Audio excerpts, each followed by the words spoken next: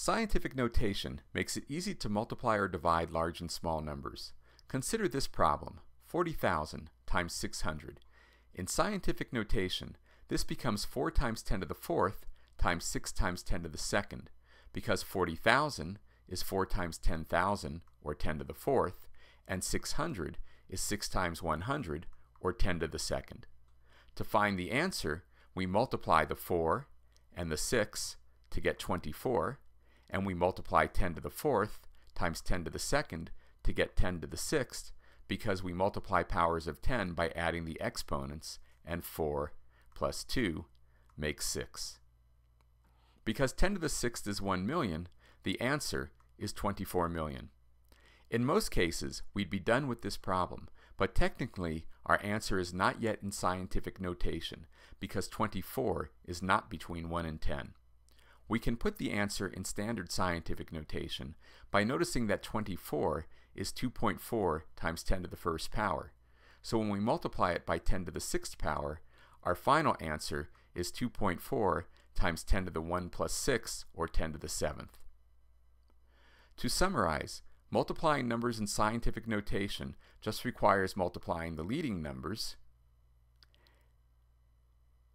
and then multiplying the powers of 10 by adding their exponents. Division works similarly. Let's try 4.2 times 10 to the minus 2 divided by 8.4 times 10 to the minus fifth. As we did with multiplication, we divide the leading numbers and the powers of 10 separately. Notice that 4.2 divided by 8.4 is just 1/2, or 0.5. To divide 10 to the minus second by 10 to the minus fifth, we subtract the exponents to get 10 to the third, because -2 minus -5 is the same as -2 plus 5, which is 3. Again, since 0.5 is not between 1 and 10, we need one more step to put the answer in standard scientific notation.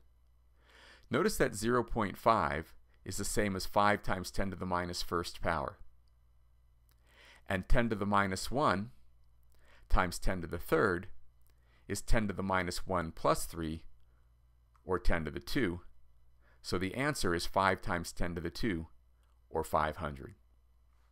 Note that, unlike multiplying and dividing, there is no shortcut for adding or subtracting numbers in scientific notation.